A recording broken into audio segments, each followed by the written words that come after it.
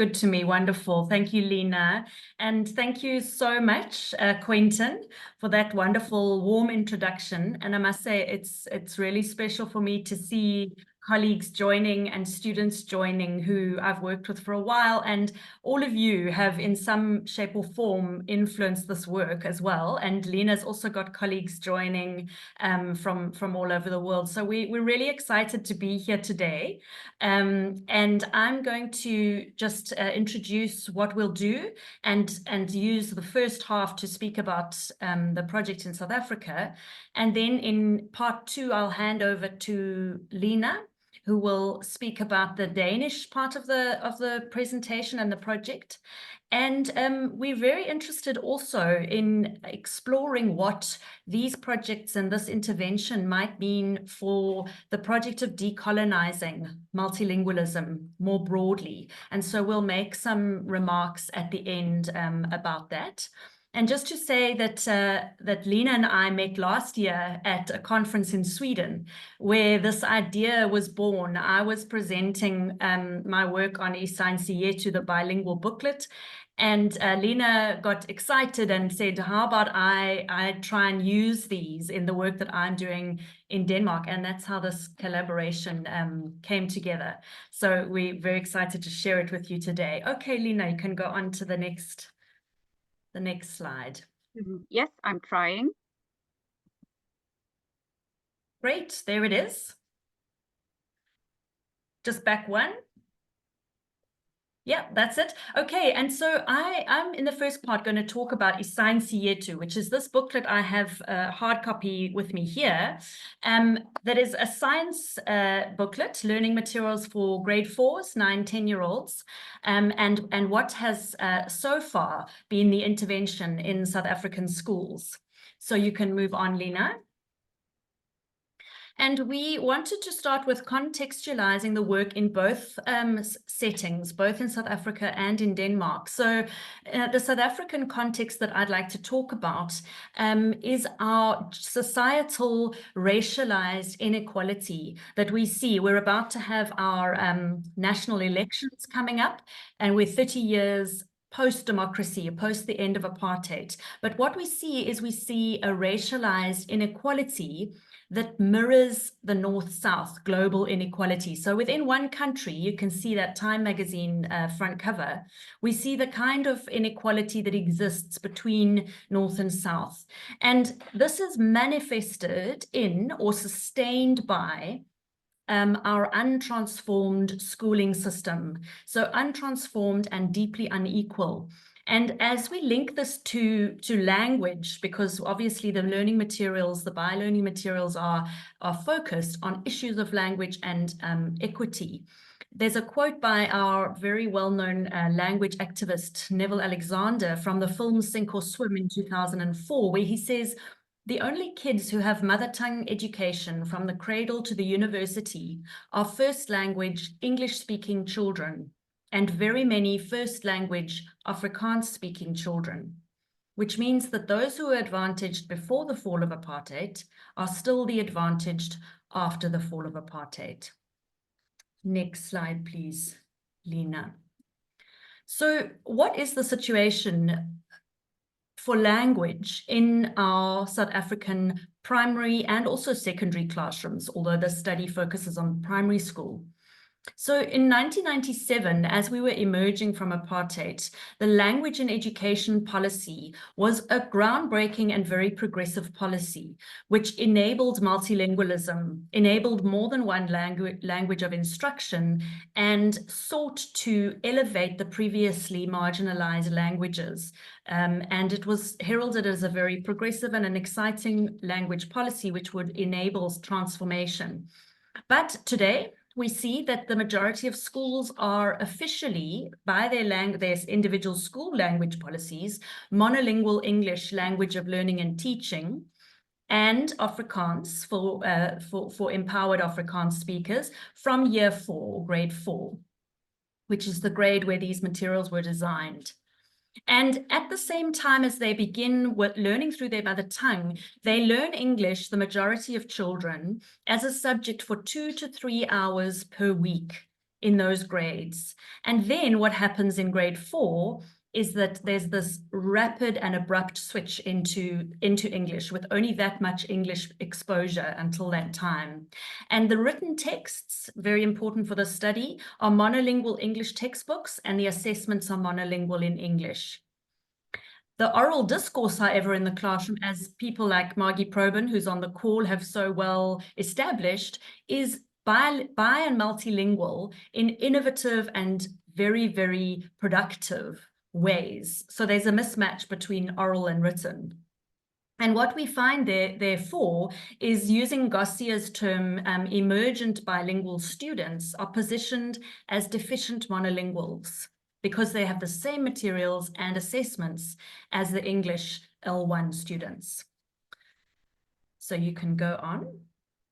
And the question comes into play, why is it that we managed to dismantle the administration of apartheid, but we still have the situation which so disadvantages the majority of our children? And those of us in our research circles in South Africa, you find that the idea, the notion of decoloniality, very productive in terms of understanding this. So coloniality, Maldonado Torres describes as being that which survives colonialism. So colonialism and apartheid as a colonial system may have finished administratively, but what survives? And there are many people, many analysts, many scholars have described all the ways in which coloniality survives, but our focus obviously is language. And so somebody who's written very powerfully on this is Ngugi wa Thiong'o from Kenya, who wrote about language. In my view, language was the most important vehicle through which the colonial power fascinated and held the soul prisoner.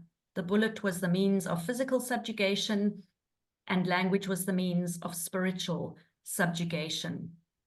And so we've tried to work on a deep understanding of how coloniality has infused our education system in South Africa, in particular in terms of language, and then building on the work of decolonial scholars such as Mignolo, Catherine Walsh, Sabelo Ndlovu Gacheni in the South African context, and many others. The book that you see on the right, next to the Ngugi wa Thiong'o book, is a collection of chapters that has been published recently about how does coloniality look in language and literacy education in South Africa currently. You can go on. So we come to one of the projects which is trying to address this, trying to address access, trying to address decoloniality in language and education. And you can see some people involved in this project and the materials on the left-hand side that were generated. So the timeline for this project was initially as a response to student teachers and in-service teachers questions which they had regarding how do we, you talk to us about translanguaging, you talk to us about bilingual education, but what does it look like in the classroom and how can we use this in text? So the group of us, Olisa Guzula, Gilbert Dolo, and myself in particular, began creating these materials that were bilingual.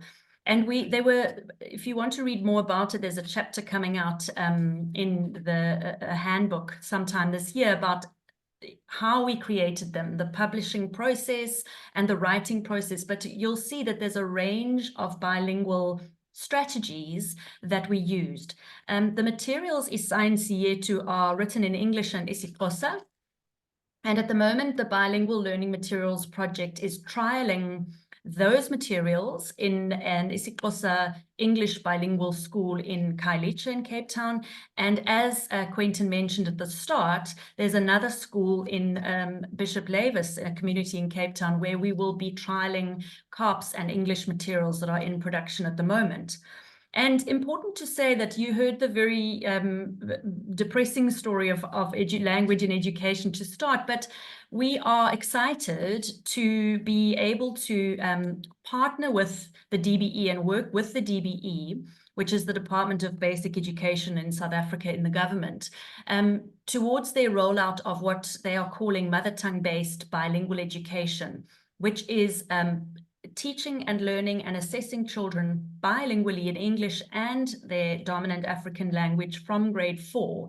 And the rollout is set to begin next year. So the timing of this is wonderful for us.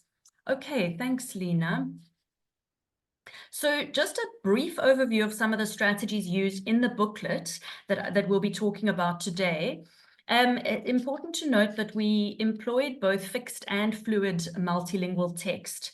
So as an example, on the left, you see one of the characters speaking in a way that is very familiar to students or learners, children, and teachers in a context such as Khayelitsha. So she says, "Sithetha ngantoni xa sisithi living and non-living things." What do we talk about when we talk about living and non-living things? This is the way a teacher might introduce the topic of living and non-living things, very, very fluid, everyday speech, bilingual speech.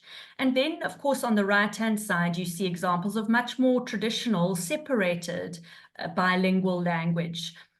So the cow is a very familiar animal, a very familiar part of domestic life for children, especially in rural areas. And we see that the isiXhosa word for the cow in Khomo is written in the initial position ahead of English to try to subvert that hierarchy. And those two words are kept separately, and the same occurs in the glossary, a more traditional glossary where the two languages are kept separate. That's about all I've got time for in terms of the language use. Thanks, Lena.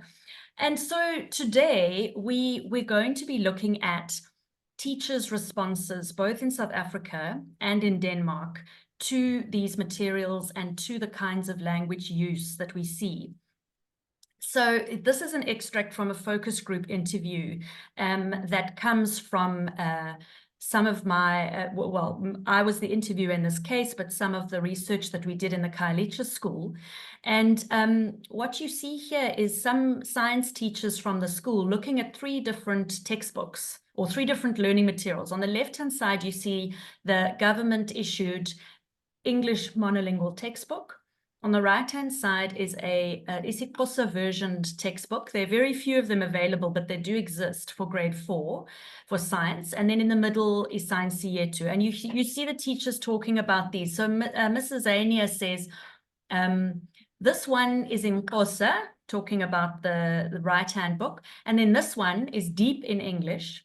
And then she talks about the middle one. So this one is a mix. It will be easy to make the learners understand this one. And one of the other teachers says, yes, there are those that are still struggling maybe, and I can try and use that one, the bilingual one. Another teacher says, yes, I can use that one as a low level. And Mrs. Azania says, slow learners, and it's good for intervention. So intervention is when you have a child struggling and you need to do something to support. So of course, teachers are thinking about supporting students, but we can see that the introduction of something bilingual, or isiXhosa, which is the home language of the children in the class, is seen as a concession. So something that children will need only if they struggle. And it's associated with learners who are struggling to learn and having difficulty. So let's move on from that to what actually happened in the classroom, because we will see that the teachers actually, through the process of using these materials, did go through a shift, in fact. And here's some examples from the classroom of how the materials were used. So you can see the children in the bottom left-hand corner discussing the science topic of living and non-living things together in groups as the teacher instructed them to use whichever language they were most comfortable in. So they were in that instance speaking in their most familiar register of isiXhosa and tackling a question around living and non-living things. The significance of the picture in the middle, the 2 children reading Science Yetu, is that this is not something that you would see often in a grade 4 classroom when there are only English materials available. Children do not read independently in English because their English proficiency is not high enough yet. But in this case, because the materials were in both languages, the children were able to read for their pleasure, really. This was one of those moments where they'd finished their work and they picked up the materials voluntarily and started to read them. And then the rest of the two pictures on the right are demonstrations of how the bilingual practice, the bilingual literacy practices, extended into the teacher's practice more generally. So she created these colorful posters with keywords on the classroom wall. And she also used the chalkboard as she was teaching to elicit examples of living and non-living things from the children in either isiXhosa or English. And then she provided the translation. So the materials serve to extend the bilingual practice. Let's go on. So I don't want to spend too long on more of the results of the study, but just to show you that another way it was extended was that the teacher produced a bilingual test at the end of the unit. So on this test, you see isiXhosa and English featured on the right-hand side, but on the left-hand side, only English. And the children who got the bilingual test were able to employ more of their resources, some of them using English, some isiXhosa, and some a mix of both.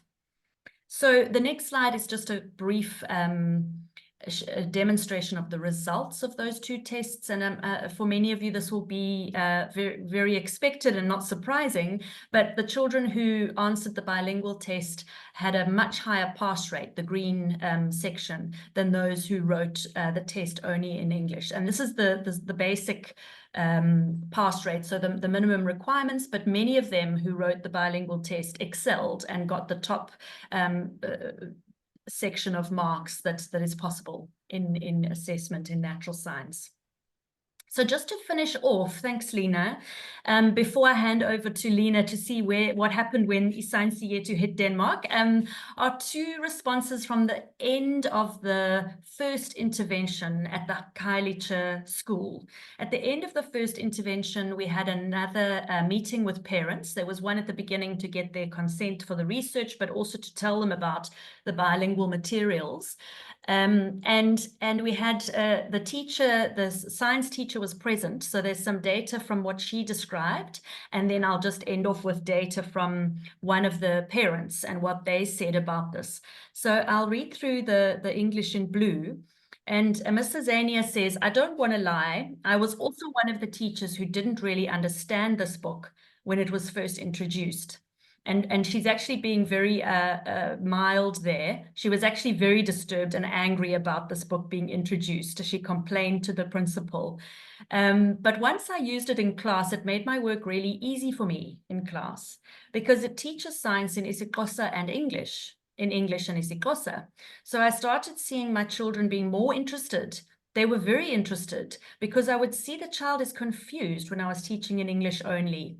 Once they lose interest in grade 4, it will be very difficult for them to carry on with science to other grades. So that just shows her shift from, in the beginning, agreeing that the book was good for slow learners to the point where she could see it was beneficial for all the learners. And then the last slide for me is an extract from one of the parents, a father of a grade 4 learner. And he contributed this to the parent feedback meeting. He said, this has made me really interested. My daughter is a person who is very forward or annoying. And the teacher says, curious, like a good teacher. Even when we're driving, she would ask, do you know why this bush is here? When I answer, she'll say, no, Dad, it's not like that. Miss Azania said. So she's always teaching you. So I didn't know what was causing that, but today I found out what was the reason of her always teaching me. So the child is actually taken on an identity of a knower, somebody who knows science, and she can teach her father about it. So over to you, Lena. Thank you. Thank you, Robyn. I will now take you all to teacher education in Denmark. And just to make sure, as you probably know, Denmark is this tiny country all the way up in Northern Europe, an EU membership state, and with a population of almost 6 million people. And as for the linguistic landscape, Denmark is in policy a monolingual nation with Danish as the only official national language. So Danish is the working language of power, of parliament, the courts, the church, the royals, and of course the educational system. And in primary and lower secondary schooling, there's very little provision for teaching through other languages than Danish, and then English as an exception, outside of the so-called modern foreign languages, which you can see are German, French, and other European languages, basically. So this is policy, but in practice, of course, Denmark is as multilingual a nation as most others. In primary and lower secondary school, up to 14% of the students today have migrant background, and that could be either forced or voluntary migration, and will speak languages other than Danish at home. Some of the big languages are Turkish, Arabic, and Somali, but also languages such as Polish are present. So this is the kind of multilingualism that future teachers will meet in the classrooms in Denmark. The multilingual students with Danish as a second language are very unevenly distributed across regions and schools. Some schools having very few multilingual speakers, and some having a vast majority of speakers of Danish as a second language. And that is obviously a socio-economic dynamic in that too. But the multilingualism in classrooms will be a bit different than the situation Robyn was talking about. So you will not have Danish and one other big language like English and Isifosa. You will have Danish as the only common shared language and the majority language, and then you'll have a variety of languages, maybe 5 other languages, 10 other languages, 15 other languages, and the teacher will not necessarily have any knowledge of those languages. So keep this difference in mind as we now meet the future teachers. So teacher education in Denmark is a 4-year bachelor program. The students all specialize in 3 school subjects, and then regardless of which subjects they specialize in, they have to take a mandatory course with the title Teaching Multilingual Students. We are going to Aarhus, the second largest city in Denmark, that also has the second largest teacher education program in the country. And here I performed a small-scale teaching experiment. So I took to a 4th-year class. It was part of the mandatory course Teaching Multilingual Students. And in this class, all the student teachers had English as one of their subjects. It was towards the end of the term, exams papers were in progress, and the students were preoccupied with many other things than this.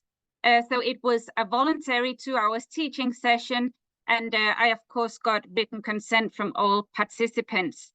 And the participants were one experienced teacher educator and her 8 students who were there this afternoon.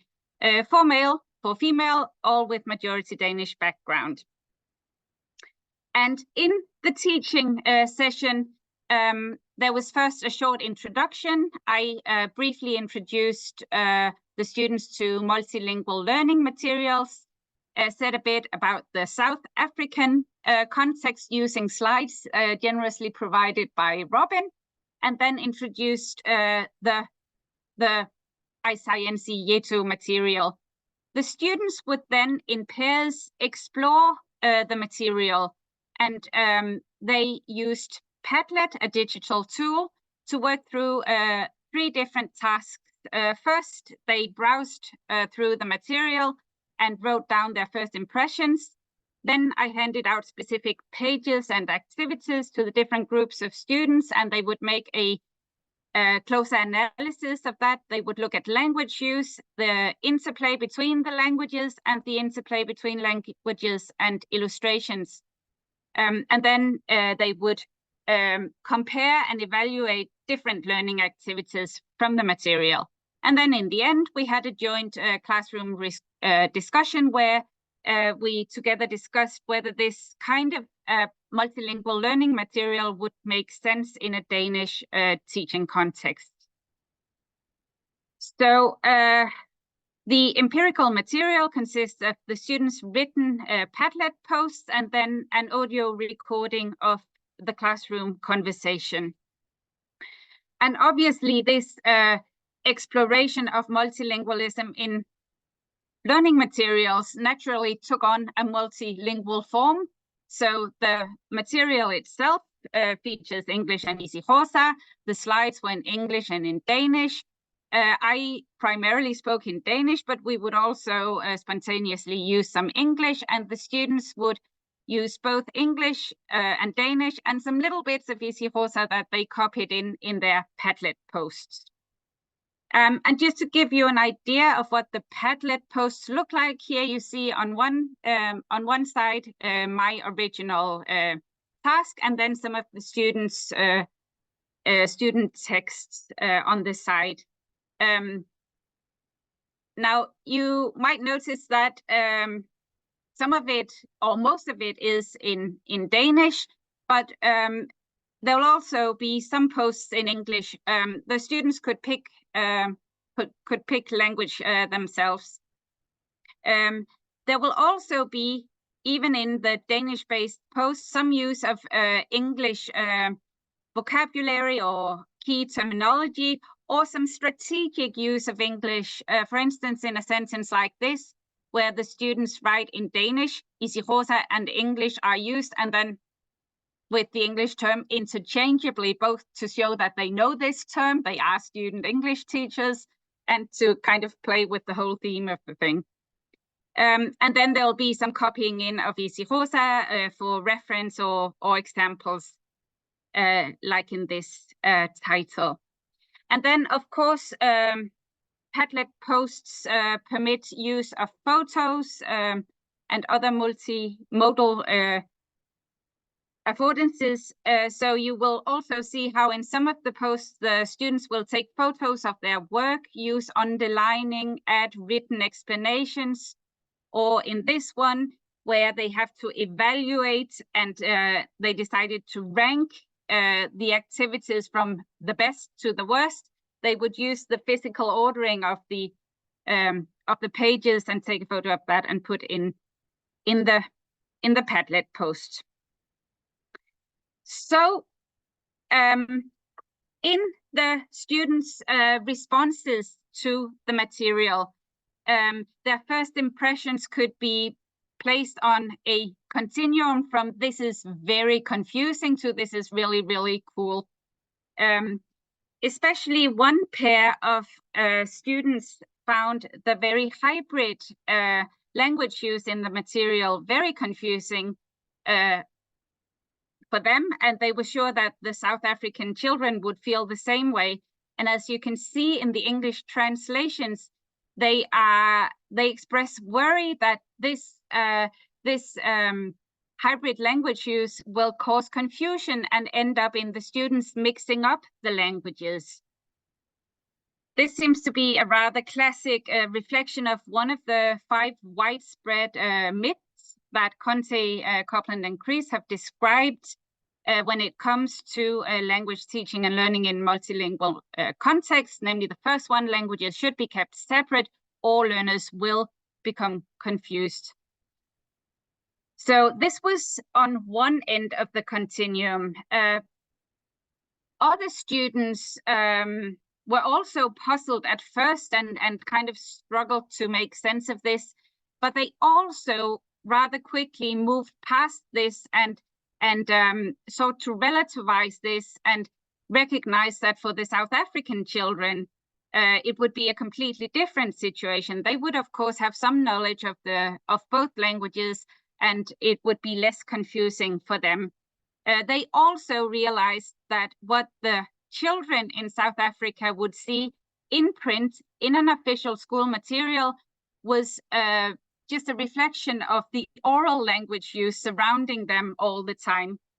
And here in this example, you see how another pair of students easily draw parallels to their observations of how Danish children will sometimes draw on English language use to communicate. And this leads them to another confusion. To them, the material is not confusing and mixing everything up, but it's good and relevant. Now, this is a very modest, small-scale experiment, but it seems to be exactly this ability to change perspectives that will move the students from the "this is confusing" end of the continuum to the "this is cool" end. In the plenary discussion in the end, we then took the discussion home and talked about whether this multilingual material would make sense in a Danish context. And to no one's surprise, some students were, to begin with, very preoccupied with the clear differences between the Danish classrooms and the South African classrooms. So they would say that it really, really makes sense, but it's also so demanding for me as a teacher. And how, if I have 5 or 6 or 7 languages in my classrooms, how will I be able to do something like this? Others would recognize this important difference, but then not consider it an unsurmountable barrier, but something you can work with. And this would lead other students to suggest that even material like this would be relevant for not just for student teachers, but for students in primary and secondary school, and could be introduced there as an eye-opening language awareness activity. And so they felt inspired by and able to learn from the South African context. And this quote shows how the discussion of the multilingual learning material prompted the students to think about the more, the wider circulating understandings of language in Denmark and South Africa as they had encountered it in this tiny experiment.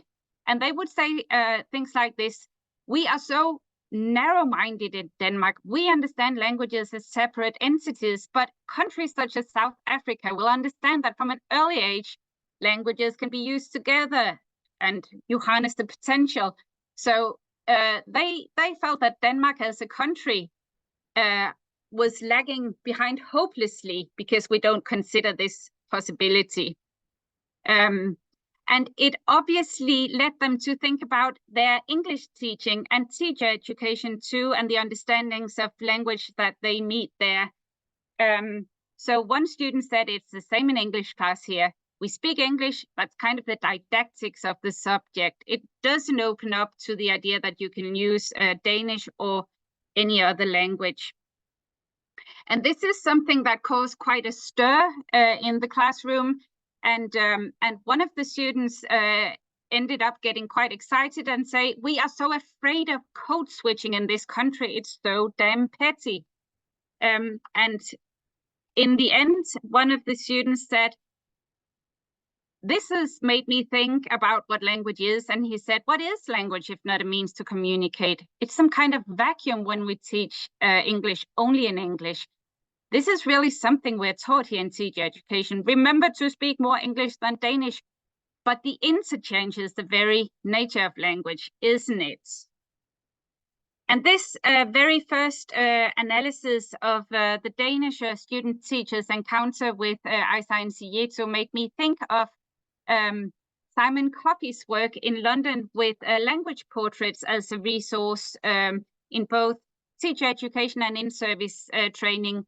And in this article, Coffey describes how the language portrait can be an effective means for working against quite strong tendencies to conform to compartmentalized and conceptualized conceptualizations of language in teacher education. And I think that what we see signs of in this small scale experiment is that inviting an innovative South African multilingual learning material into Danish teacher education can actually have a similar transformative effect. And Robyn will now sum up some of those similarities and differences before we open up the floor for discussion. Thank you, Lena. So on the slide are just a few extracts from the teachers in both contexts and how they responded. And you can really see that in both contexts, there was resistance, doubt, and perhaps a negative response. And then in both contexts, there was also positive responses, and there was also shifts as the teachers began working with the materials in more ways. So in South Africa, there was a sense of the bilingual materials, in particular, the presence of isiXhosa in science materials as being something that was deficient, a concession. And also some data I didn't present was fear of the parents shaming the teachers for code switching because it's seen as something the teacher shouldn't do. In Denmark, it was more around being confusing, the presence of many languages, perhaps, and we understand them as separate languages here. And also that the teachers may not be have the competency, although they very, very rightly noticed that the South African teachers would have that competency. And then in South Africa, there was a shift in the teacher. So she said at the end, it made my work really easy. I started seeing my children being more interested. So this idea of interest in science and becoming a scientist, becoming a science thinker was very powerful. And in Denmark, this understanding of language, this interchange is the very nature of language, and that being afraid of code switching was so petty. And so the last slide is just to get us started in our conversation to bring back to this idea of decolonizing multilingualism, which I mentioned in the beginning we're trying to grapple with in terms of this a combination of South African and Danish context around these bilingual materials. And we noticed that there were differences in the two contexts in terms of how we could say multilingualism was being decolonized. And then there was also some similarities. So in South Africa, Science Yethu enabled epistemic access and raised the status of isiXhosa for academic purposes. So along the lines of decolonizing language and literacy, what is appropriate language and literacy materials and teaching in our context. And then in Denmark, working with language teachers, Science Yethu was important for raising the epistemic authority of what is known as Southern multilingualisms and Southern pedagogies and epistemologies of the South. So we haven't had time to really delve into that literature, but this positioning of knowledge from the South, pedagogy from the South, practice from the South as being valid for a teacher education program in Denmark was very powerful. And so we tentatively would like to argue that in both contexts, the Science Yethu materials was a catalyst for reimagining or decolonizing multilingualism in language and content teaching. So thank you very much. I think we have references on the next slide, Lena, which we can leave up, and then we'll hand back to you, Quentin, for Q&A. Yes. Thank you. Well, thank you very much for that. The presentation, 40 minutes on the dot, actually, which happens rarely. Thank you very much, Lena and Robyn.